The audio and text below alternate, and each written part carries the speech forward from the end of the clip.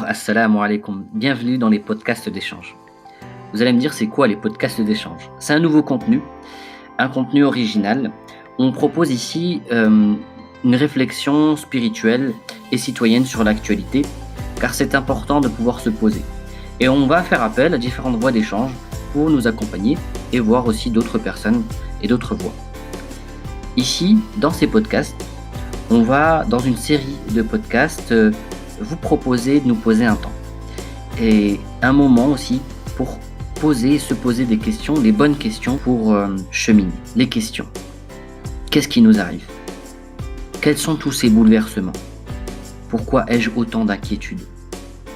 Quand on voit l'actualité, elle est pressante, elle est oppressante. Et ça nous empêche d'avoir une attention globale sur, on peut appeler ça le grand paysage. Et ça peut même nous paralyser et nous freiner dans nos actions. Cette nouvelle réalité, elle nous empêche de mieux lire le monde et mieux nous poser. On voit ici ou là de l'anxiété. On entend de la peur, la frustration. Et ce sont des émotions qui sont négatives et qui peuvent naturellement nous arriver. Le problème, c'est quand ces émotions elles s'installent trop profondément, elles nous empêchent de regarder, elles nous obstruent le regard. Quand on prend un peu de temps et un peu de recul, en fait, Dieu nous offre des clés de lecture du monde, en vérité. Et ces clés de lecture, elles nous permettent de mieux lâcher prise sur l'environnement. À un moment donné, l'individu, il pense avoir le contrôle sur tout le monde et sur tout ce qui se passe autour de lui. Mais en vérité, c'est qu'une illusion et on le voit. Et donc, au final, ces clés de lecture, elles nous permettent de reprendre le contrôle sur ma vie, sur ta vie et sur notre vie. Et donc, on va aborder ensemble 5 clés qui nous viennent de cette méditation coranique. Bienvenue dans ce premier podcast autour de la première clé. Dieu nous offre des clés de lecture du monde pour lâcher prise sur l'environnement. Mais qu'est-ce que ça veut dire lâcher prise sur l'environnement?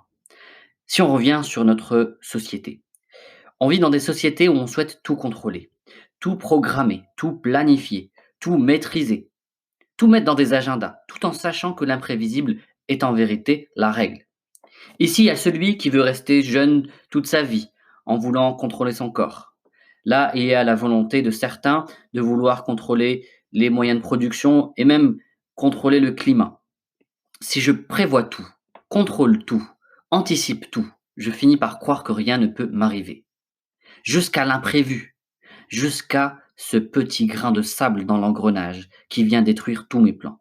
C'est pourquoi il nous faut des clés pour comprendre ces règles, cette règle, ce mécanisme, des clés pour reprendre le contrôle sur ma vie, sur ta vie, sur notre vie. Ce sont des clés essentielles qui nous viennent de la méditation coranique et elles correspondent à des grands mécanismes qui régissent le fonctionnement de cette existence. La première clé. On pourrait dire que cette première clé est assez évidente, mais elle est quelquefois voilée par les illusions de notre société, qui nous fait comprendre ou qui nous fait penser que tout est permanent. La première règle, c'est que l'état des choses n'est jamais figé. Rien n'est permanent. Et oui, c'est évident, mais en même temps c'est fondamental. C'est une règle de vie, de société. Toute création humaine est vouée à être bouleversée par d'autres. Et on peut retrouver cette règle, cette clé dans toutes les dimensions de la vie, au niveau des individus, au niveau des nations, au niveau des peuples, mais également au niveau des idées et des théories, au niveau des constructions humaines. Tout peut être bouleversé. Tout peut être amené à changer. Le puissant du moment, le roi du moment, peut devenir le faible. La prospérité du jour peut devenir la pauvreté de demain. Le croyant du matin peut devenir l'ingrat du soir. Et souvenez-vous, il y a tout juste un mois ou un peu plus. Le monde vivait le cours de sa vie. Il était dans son quotidien, dans son train-train quotidien. Métro, boulot, dodo. Jusqu'à être dérangé par un invité surprise, par ce petit grain de sable, le Covid-19. Cette situation dure. Mais si on revient à cette clé de lecture, tout peut changer, la situation peut évoluer. L'état des choses n'est jamais figé. Maintenant, comment je peux comprendre cette clé de lecture ou comment je peux l'appréhender à mon niveau? Eh ben, tout simplement, il y a une chose essentielle, c'est la gratitude. Comment vous pourrez lier cette gratitude à cette clé-là? Regardez, le Très-Haut donne à l'homme des occasions de réfléchir aux bienfaits dont il profite.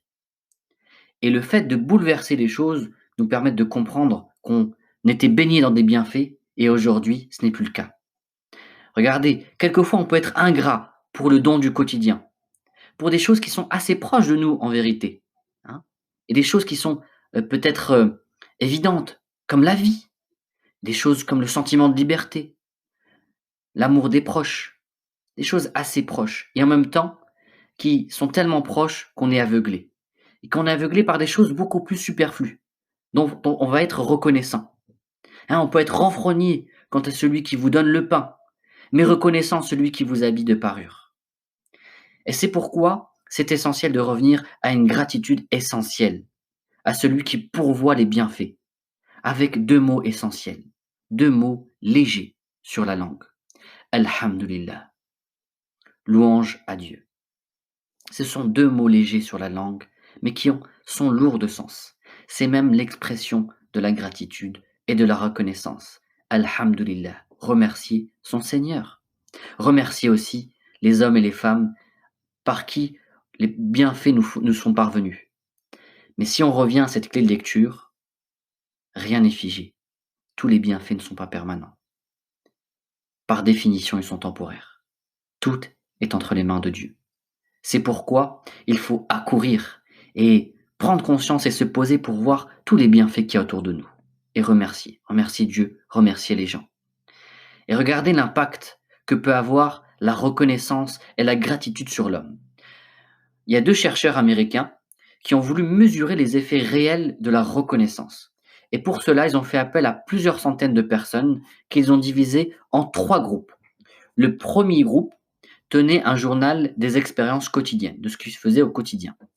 Le deuxième, il tenait seulement des expériences désagréables. Le troisième groupe, chaque membre de ce troisième groupe devait dresser la liste des événements dont il pouvait être reconnaissant. Après 10 semaines, le troisième groupe présentait un état général le plus positif et plus positif par rapport aux deux autres groupes. Les gens étaient plus enthousiastes au quotidien et plus optimistes sur l'avenir. Incroyable. Et mieux encore, ce sont des personnes qui avaient moins de soucis de santé, qui prenaient plus davantage soin d'eux-mêmes, qui faisaient plus de sport. On constatait qu'ils avaient un niveau de stress qui était beaucoup plus bas, qu'ils dormaient mieux, qu'ils avaient une grande détermination, qu'ils avaient une performance accrue et qu'ils avaient un risque de dépression qui chutait. Incroyable. Le fait de reconnaître ces bienfaits nous permet d'augmenter encore plus d'autres bienfaits. Et donc c'est la clé de lecture, c'est de savoir qu'un bienfait peut s'envoler à tout moment, nous pousse à remercier et en retour d'avoir d'autres bienfaits. Et donc on est reconnaissant de ce qu'on a déjà. Je remercie de ce que j'ai déjà. Et ce qui nous pousse en fait à nous éloigner d'une autre attitude, qui est d'être dans un désir permanent et par conséquent une frustration permanente d'avoir les choses, de vouloir d'autres choses, en voulant dire je veux ceci ou je veux cela. Au contraire, en bénéficiant de cette reconnaissance, on bénéficie des bienfaits. Et si on s'attache à une lecture méditative du chapitre L'aurore, Ad-Duha, on peut revoir que cette lecture-là nous suffit à comprendre cette clé de lecture. Par le jour montant et par la nuit quand elle couvre tout, ton Seigneur ne t'a ni abandonné ni détesté. La vie dernière t'est certes meilleure que la vie présente. Ton Seigneur t'accordera certes ses faveurs, et alors tu seras satisfait. Ne t'a-t-il pas trouvé orphelin? Alors il t'a accueilli. Ne t'a-t-il pas trouvé égaré? Alors il t'a guidé. Ne t'a-t-il pas trouvé pauvre? Alors il t'a enrichi. Quant à l'orphelin donc, ne le maltraite pas. Quant au demandeur, ne le repousse pas. Et quant aux bienfaits de ton Seigneur, proclame-le. Les bienfaits à proclamer sont immenses. Mais l'état des choses, encore une fois, cette clé de lecture, s'applique également sur la foi. Un jour, des compagnons se sont adressés au messager de Dieu, paix et bénédiction sur lui, et lui dirent: Nous avons adhéré et sommes venus à toi.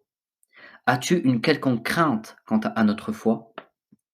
Et le prophète, paix et bénédiction, répondit: Oui, je crains quant à votre foi. Les cœurs, en effet, sont entre les mains de Dieu, et il en fait ce qu'il veut.